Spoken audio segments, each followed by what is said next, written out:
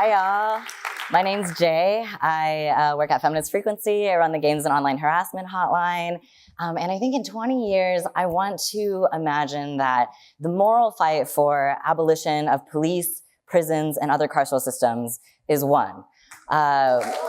Yeah, modern day slavery, that's not working. We don't want to do that anymore. We want to do something else. If you're not on the right side of justice yet, look up 8 to Abolition for a great primer.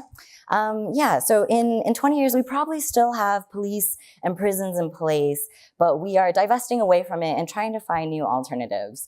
One of the things that relying on carceral systems does is it steals our capacity for imagination, because we use police and prisons to kind of sweep away a lot of our social problems like poverty, racism, mental health and substance use struggles, homelessness. Just lock it up so I don't have to look at it.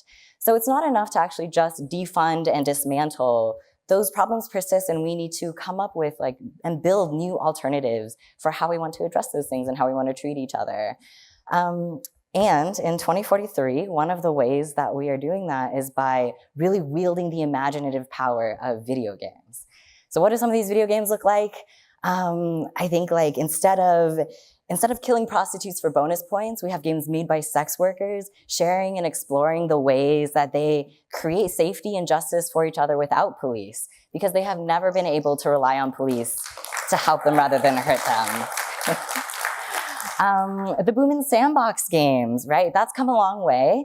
And now we're using those to come up with really creative and hyper-local ways to provide safe housing for all. An ambitious project, but Sandbox players are nothing if not ambitious. And now that we understand that police and prisons actually don't deter or end violence, they actually create more violence, we are using video games to practice and refine new and different ways to confront conflict, harm, and violence. We're breaking the binary of guilty versus innocent, and you wouldn't believe how much choices matter in some of these games with meaningful multiple endings. The narrative designers are killing it. And by unlocking so much of this imaginative potential for our society, for our culture, the landscape has really changed. Even those space imperialism, civilization building games, now we boot those up, and we're revitalizing these lands ravaged by racial capitalism and cis heteropatriarchy. And if you spec your tech trees just right, you unlock these deep cultures of consent and disability justice and liberation from the gender binary. Honestly, it rules. So yeah, y'all make games, right? Let's get to work.